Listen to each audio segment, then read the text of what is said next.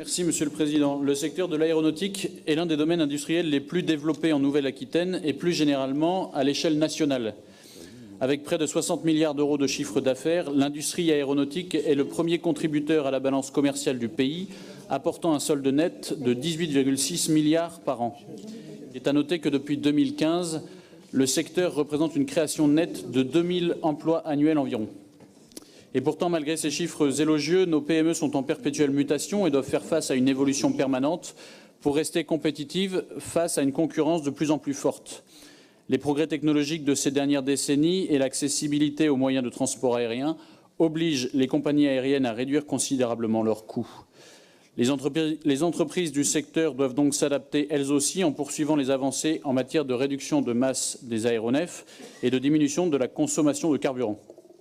Tout l'enjeu réside donc dans la recherche de nouveaux matériaux, de nouveaux types de motorisation moins polluants et moins consommateurs d'énergie, tout en continuant à respecter les normes et les exigences mécaniques préconisées par les autorités aéronautiques internationales.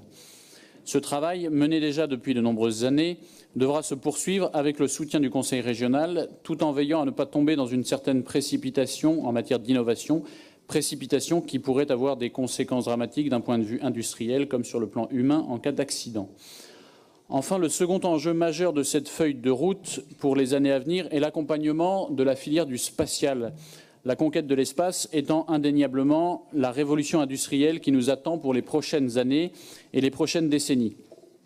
Beaucoup de pays à travers le monde ont d'ores et déjà compris que l'avenir économique se jouerait non sur Terre, non dans les airs, mais bien dans l'espace.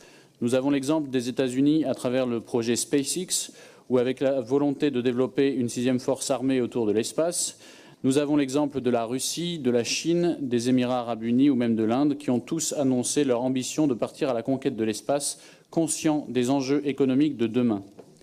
Et si la France rate le coche de cette conquête de l'espace, l'impact économique sera irrémédiable, comme ce fut le cas par exemple pour le développement d'Internet.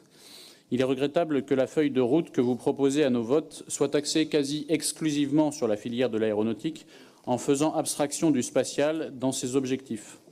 Il me semble qu'il y a là un manque important pour notre économie dans les prochaines décennies.